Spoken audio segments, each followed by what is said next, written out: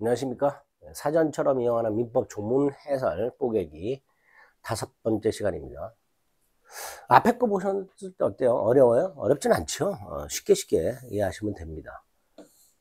조문을 이해하고 중요 조문을 암기하는 게 민법 걸음의 첫 걸음입니다. 조문만 잘 알고 있어도요, 그와 관련된 대법원 판례도 이해가 쉬워져요. 어차피 대법원 판례가 민법 조문을 대법원이 이렇게 해석을 해서 이렇게 결론을 내리는 게 판례잖아요. 그러니까 조문을 직관적으로 잘 이해하고 계시면 그와 관련된 판례도 이해가 조금 수월해집니다. 민법 어떤 법이든 기본이 조문이라는 거 잊지 마시고 그 조문의 의미를 직관적으로 정확하게 숙지를 좀 하실 필요가 있습니다. 자, 6조는 처분 허락한 재산이라고 되어 있는데요.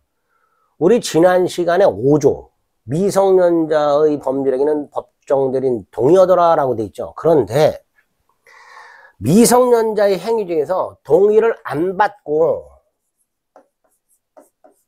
동의 없이 단독으로 할 수 있는 것들이 있어요. 법정대리인의 동의를 받지 않고 단독으로 할 수 있는 것들이 있단 말이에요. 예외적으로. 그 중에 하나가 지난 시간에 봤던 권리만을 얻거나 의무만 면하는 것, 부담 없는 증여를 받거나 채무를 면제받는 것, 이런 거죠. 그럼 동의 안 받아도 된다는 거야. 그거 외에 별도로 조문을 만들어준 것 중에 하나가 6조입니다. 처분 허락한 재산이라고 되어 있죠. 법정 대리인이 부모가 범위를 정해서 처분 허락한 재산은 미성년자가 임의로라는 말은 동의 없이라는 뜻이죠. 예를 들어서 부모가 한 달 용돈을 30만 원을 줬어요. 그러면 을은요, 미성년자는 요 30만 원의 범위 내에서 이거를 가지고서 뭘 살 때 별도로 부모 동의를 안 받아도 된다는 거죠. 그게 요 6조의 취지입니다. 예를 들어서 30만 원 가지고 10만 원으로 무슨 그 블루투스 이어폰 하나 산다. 그럴 때 다시 엄마한테 엄마 그 받은 30만 원 중에서 10만 원으로 이어폰 사도 돼? 안 물어봐도 된다라는 거예요. 이게 6조의 의미가 됩니다. 법정 대리인이 예를 들어 부모가 범위를 정하여 처분을 허락한 재산, 여기서 이제 조심할 게 범위를 정하여란 사용 목적을 정하여라는 의미가 아니에요. 그냥 처분할 수 있는 재산의 범위를 정한 거야. 그러니까 예를 들어서 엄마가 아이한테 너 이거 책 사는데 30만 원 써. 용도를 정했잖아요. 그럼 을은 딱 이 용도로만 사용해야 되는가라는 게 아니야. 그냥 책을 사는데 30만 원 써라가 아니고 그냥 30만 원 써라를 허락한 거예요. 그러니까 교재 구입비로 줬는데 다른 목적으로 사용해도 된단 말이죠. 그래서 범위를 정하여의 의미가 뭐냐? 그냥 재산의 범위를 정했다 이런 뜻이지. 사용 목적을 정했다는 의미가 아니라는 거. 뭐 그것만 좀 조심하시면 되죠. 어쨌든 이렇게 부모가 30만 원을 주면서 써라 했을 때 그걸 쓰는 경우에는 별도로 부모 동의를 받지 않고 소비할 수 있다 이런 뜻입니다. 두 번째, 자 부모가 이 30만 원을 쓰라고 정했어. 했다 하더라도 그 재산에 관한 법정 대리권까지 소멸하는 건 아닙니다. 이거는 이제 나중에 보면 영업을 허락한 경우에는 그 허락한 영업의 범위 내에서는 법정 대리권을 소멸해요. 근데 재산 처분에 대해서는 허락을 했을 때 범위를 정해서 허락한 재산 처분에 대해서는 법정 대리권이 소멸하지 않습니다. 그걸 좀 조심해서 생각해 주시면 되겠습니다. 자, 뭐가 기출되는지 보겠습니다. 법정 대리인이 범위를 정하여 처분 허락한 재산의 처분 행위는 미성년자가 단독으로 유효하게 할 수 있지요. 부모로부터 받은 한 달분 용돈을 어떻게 쓰느냐는 동의 안 받아도 되죠. 그죠? 그 친구에게 빌려줬어요. 얼마든지 할 수 있죠. 그러면 세 번째 거는요. 자, 미성년자가 돈을 벌어요. 신용카드를 갖고 있어요.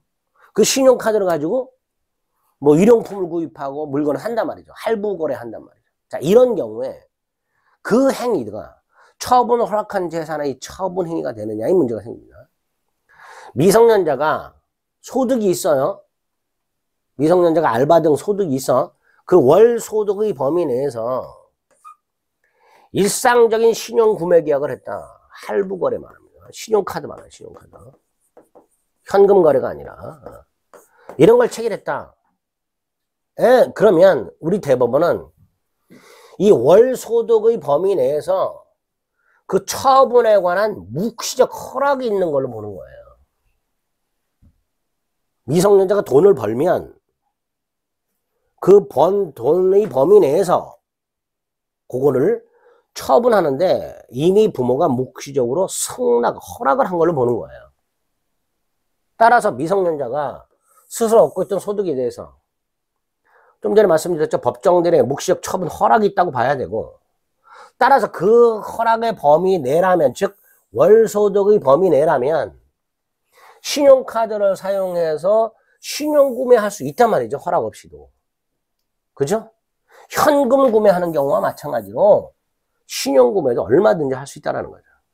그래서 미성년자가 자기의 월 근로소득 범위 내에서 신용구매계약을 체결했다면 그 신용구매계약은 부모의 묵시적 처분 허락이 있었으니까 그 허락받은 범위 내의 처분행위에 해당이 된다. 이렇게 되겠죠. 근데 조심하실 것은요. 부모가 허락을 안 했어요. 묵시적 처분 허락이라도 있어야 되는데 동의가 안 했다. 그냥 금지한 거야. 부모가. 야, 너 신용카드 함부로 쓰지 마. 이런 식으로. 그렇게 동의 없이 신용구매계약을 체결했다. 또는 이제 뭐 부모 카드 가지고서 말이죠. 이렇게 구매계약을 체결했다. 이건 당연히 부모 동의 없음을 이유로 뭐 할 수 있다. 취소할 수 있죠. 이렇게 취소하더라도 신일칙을 위반한 게 아니다 말이죠. 신일칙을 위반하면 취소 못 하는데 이렇게 취소하더라도 취소하는 건 신일칙이 위반이 아니다. 이게 원칙이라는 거예요. 그러니까 미성년자가 함부로 신용카드 신용구매계약을 하면 부모는 원칙적으로 취소할 수 있는데, 다만 이게 원칙인데 다만 아까도 말씀드렸듯이 미성년자가 알바 등 월 소득을 있단 말이에요. 그 범위 내에서 신용구매, 현금구매 이거는 그 범위 내에서의 신용 또는 현금 구매에 대한 묵시적 처분 허락이 있었다고 보는 거니까 이거는 취소 못한다. 예외로 가는 거죠. 그러니까 요게 원칙이고요. 요게 예외다라고 생각하시면 돼요. 아시겠죠? 네.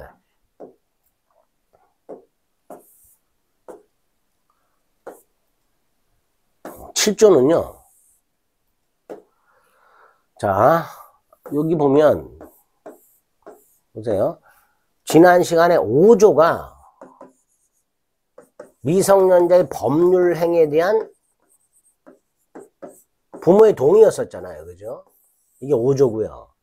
6조는 범위를 정하여 처분을 허락했잖아요. 요 동의하고 허락. 요거를 7조에서 뭐 할 수 있다? 동의 허락을 취소할 수 있다. 나 동의 취소한다. 허락을 취소한다. 할 수 있단 말이죠. 다만 미성년자가 아직 동의받은 법률행위, 허락받은 처분행위를 하기 전에 취소할 수 있다. 자, 이때 뭘 하기 전에 취소하는 건 보통 철회라고 말을 합니다. 그러니까 여기서 말하는 취소는요, 철회가 되는 거예요. 나중에 보시겠지만 취소라는 건요, 유효한 행위를 취소해서 무효로 만드는 게 취소예요. 근데 지금 얘는 아직 행위를 하기 전이잖아요. 그러니까 이때는 취소라고 되어 있지만 철회라고 해석을 하는 거예요. 철회. 어떤 행위 하기 전에 소멸시키는 게 철회예요. 7조입니다. 법정 대리는 부모는 미성년자가 아직 법률 행위를 하기 전에 5조에서 동의받은 법률 행위, 6조에서 허락받은 처분, 그걸 하기 전에 그 동의와 허락을 뭐 할 수 있다? 취소할 수 있다. 다만 행위하기 전에 하는 취소니까 이건 취소가 아니라 무슨 의미다? 철회의 의미고, 따라서 철회는 장래를 향하여 철회의 효력이 생기는 거예요. 즉 동의와 허락이 장래를 향하여 소멸하는 거야. 그러니까 철회하기 전에 이미 했어. 이건 그대로 유효한 거예요. 미성년자 또는 상대방에게 철회를 해야 되고요. 만약에 미성년자한테만 철회했다. 그러면 그 철회 사실을 모르고 있는 거래 상대방에게는 대항을 못합니다. 자, 갑이 계약을 하는데 부모가 동의했어. 근데 부모가 이 계약을 철회했어. 동의를. 철회를 얘한테만 했어. 그리고 그 후에 을과 결혼했어. 근데 이 을은 부모가 이미 이 동의를 철회했다는 거 몰라. 그럼 얘는 보호를 받는다라는 거예요. 그게 요 밑에 의미가 됩니다. 어쨌든 부모는 미성년자가 동의받은 행위나 허락받은 처분을 하기 전에 그 동의 또는 허락을 뭐 할 수 있다? 취소할 수 있다고 돼 있는데, 이 취소할 수 있다는 건 행위하기 전에 하는 거니까 무슨 의미다? 철회 의미다. 이렇게 7조로 이해해 주시면 되겠습니다. 됐죠? 그래서 읍조하고 7조는 5조하고 맞물려 가지고 같이 한번 다시 확인해 보시기 바랍니다. 5조 지난번에 했으니까 지난 시간에 했던 거 다시 한번 확인해서 5조 6조가 묶여서 7조에 적용을 받는구나, 이렇게 이해를 하시면 되겠습니다. 8조는 시간을 좀 달리 해서 보겠습니다. 고생하셨습니다. 좋아요와 구독 좀 눌러주세요.